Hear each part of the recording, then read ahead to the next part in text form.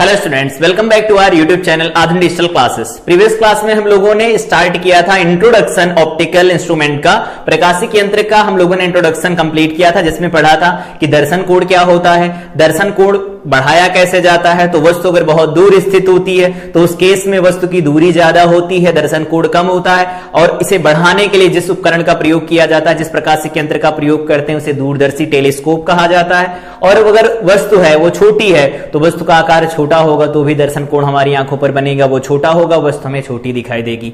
और उस केस में अगर हम बड़ा करना चाहते हैं दर्शन कोण तो सूक्ष्मदर्शी का प्रयोग करते हैं। ध्यान ये रखेंगे, सूक्ष्मदर्शी जो प्रतिबिंब बनाता है वो स्पष्ट दृष्टि की न्यूनतम दूरी पर अगर बनाता है तो काफी देर तक हम उसे देख पाते हैं।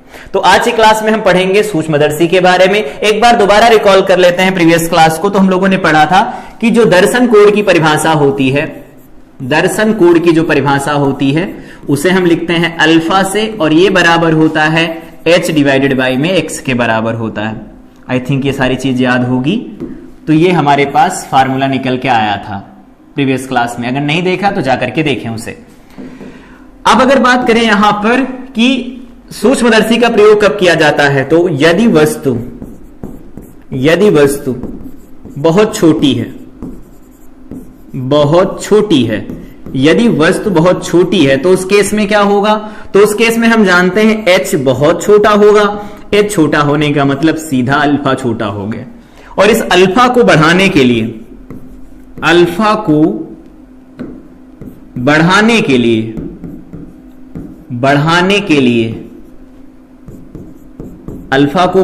के लिए प्रयुक्त प्रकाशिक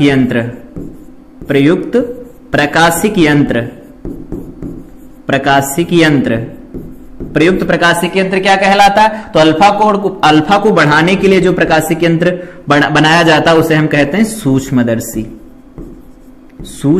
कहा जाता है इसे। ये सूक्ष्मदर्शी होता है। आई थिंक ये सारी चीजें याद होंगी, प्रीवियस क्लास में हम लोगों ने पढ़ा था तो वहां से पता होगा इसे। अब बात करते हैं कि इसको कितने भागों में बांटा जाता है। तो सूक्ष्मदर्शी को हम दो अलग अलग भागों में बांट देते हैं। एक तो हमें पढ़ना है सरल सूक्ष्मदर्शी,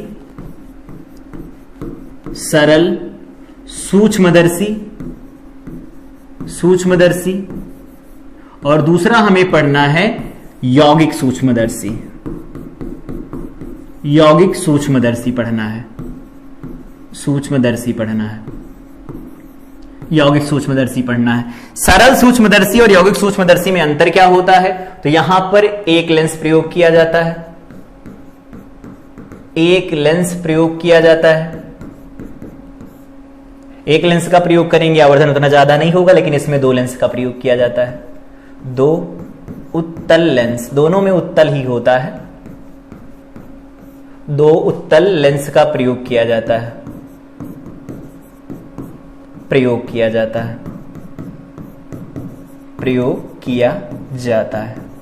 आई थिंक ये सारी बात समझ आई होगी। तो एक उत्तल लेंस का प्रयोग करेंगे सरल सूक्ष्मदर्शी में, जो हम लोगों ने पिछले क्लास में डिस्कस किया था। अगर देखना चाहें तो देख सकते हैं ऐसा कुछ। ये देखो, डिस्कस किया था हम लोगों ने, ये वाला जो पॉइंट है ये डिस्कस किया था, ये पॉइंट कि यहां पर वस्तु अगर फोकस और प्रकाशिक केंद्र के मध्य स्थित होती तो उस केस में वस्तु का बड़ा प्रतिबिंब बनता है। ये बात हम लोग अपवर्तन से जानते हैं। इसी का प्रयोग करके आज हम पढ़ रहे हैं सूक्ष्मदर्शी। तो सूक्ष्मदर्शी क्या होता है, सूक्ष्मदर्शी छोटी, अत्यंत छोटी वस्तुओं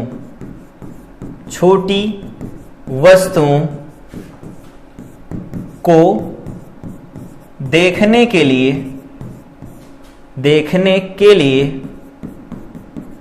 प्रयोग किया जाता है।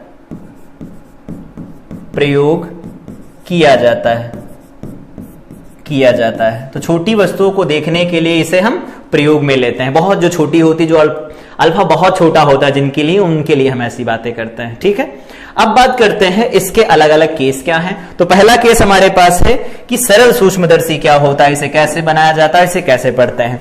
तो पिछले क्लास में जो पढ़ा था वो तो सब याद ही होगा। यहां पर एक वस्तु है, देखो डिटेल में समझेंगे हर एक चीज को विधिवत। तो यहां पर हमारे पास एक वस्तु है, ठीक है, इसने बिना प्रकाशिक केंद्र के, मतलब बिना प्रकाशिक यंत्र के हमारी आंखों पर अल्फा बना दिया। तो हम यहां से जानते हैं अल्फा की वैल्यू क्या लिख सकते हैं, h/d लिख सकते हैं। ठीक है, अभी बिना यहां कोई प्रकाशिक यंत्र नहीं है तो अल्फा की वैल्यू h/d हो गई। दोबारा बात करते हैं यहां पर, ये वस्तु अभी आप प्रकाशिक यंत्र के सामने रखी गई, ऐसा नहीं वस्तु ना हो प्रकाशिक यंत्र के सामने हम प्रतिबिंब की बात करेंगे, ऐसा नहीं होगा। यहां पर एक वस्तु है, इसकी देखो यहां से यहां कहीं पर C होगा, तो C और F के बीच में वस्तु को रखा गया है, तो इसका बड़ा प्रतिबिंब तो हमें दिखाई देगा।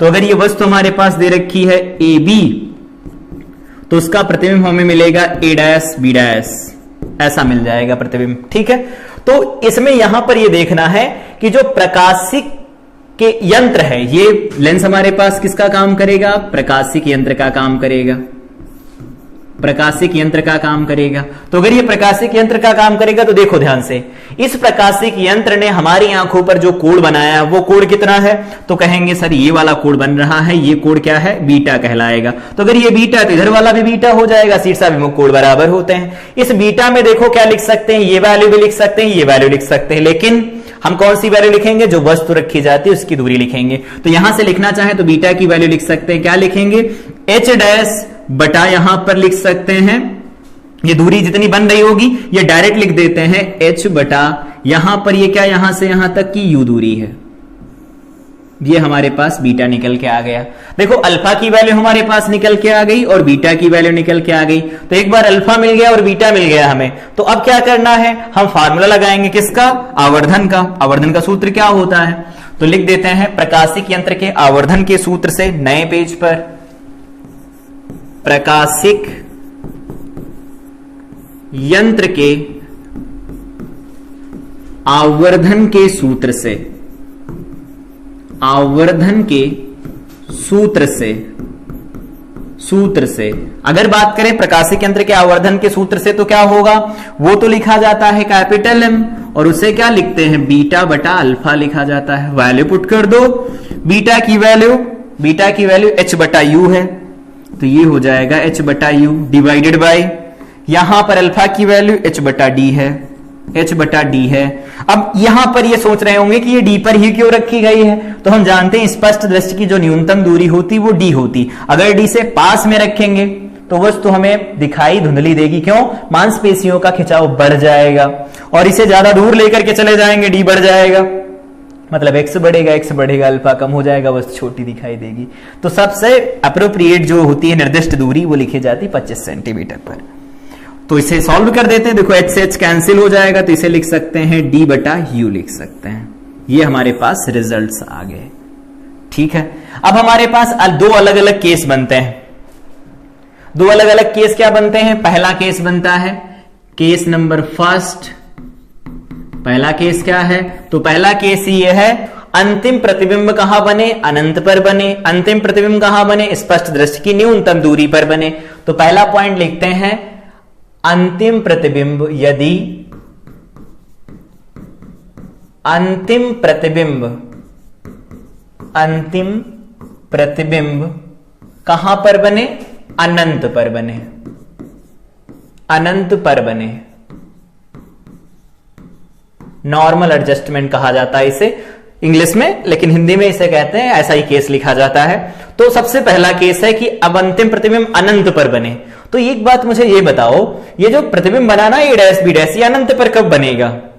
सही याद आया होगा कि अगर ये वस्तु इसके फोकस पर स्थित हो जाए, मतलब जो U लिखा गया था ना यहां पर U, अगर इस U की वैल्यू बराबर हो जाए किसके, अगर बराबर हो जाती F के, उस केस में कहां पर बनाएगा प्रतिबिंब, अनंत पर, क्योंकि फोकस पर रखी वस्तु का प्रतिबिंब अनंत पर बनता था। तो लिख देते हैं इसे यहां पर। तो इसके लिए क्या होगा, जो भी हमारे पास U लिखा जाएगा अगर वो F के बराबर हो जाए तो प्रतिबिंब अनंत पर बनेगा, और प्रतिबिंब अनंत पर बनेगा तो यहां पर देखो लिखेंगे आवर्धन क्षमता कैपिटल M बराबर, तो वो लिखा गया है क्या, D बटा हमारे पास क्या आएगा, U की जगह क्या लिख देंगे, F लिख देंगे, तो ये F लिखा जाएगा। देखो आवर्धन क्षमता निकल आई। एक दूसरा केस भी होता है, दूसरा केस इंपॉर्टेंट केस होता है, case number second. Second case क्या है, जब अंतिम प्रतिबिंब का मतलब यह है कि अगर दो लेंस भी लगे होते तो दो बार बनता प्रतिबिंब, फाइनल वाला बन रहा है उसके बारे में बात कर रहे हैं। जब अंतिम प्रतिबिंब, यहां पर प्रतिबिंब भी लिखेंगे तो भी चलेगा, जब प्रतिबिंब या अंतिम प्रतिबिंब स्पष्ट दृष्टि की न्यूनतम दूरी, स्पष्ट दृष्टि की न्यूनतम दूरी न्यूनतम दूरी पर बने, तो हम जानते हैं डी पर बन जाए।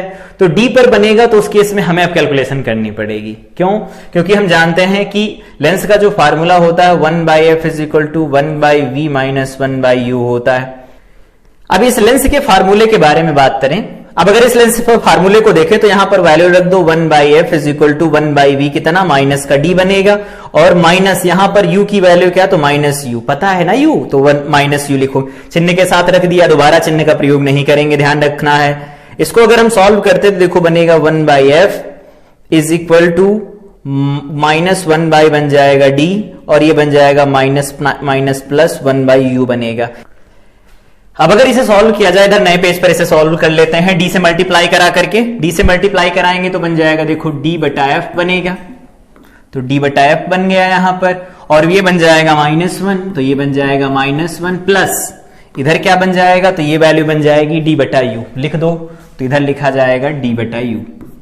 अब दोबारा से यहां पर ये d/f चलेगा, ये -1 भी ठीक है, प्लस d/u क्या है देखो, तो d/u आवर्धन क्षमता है कैपिटल M के बराबर।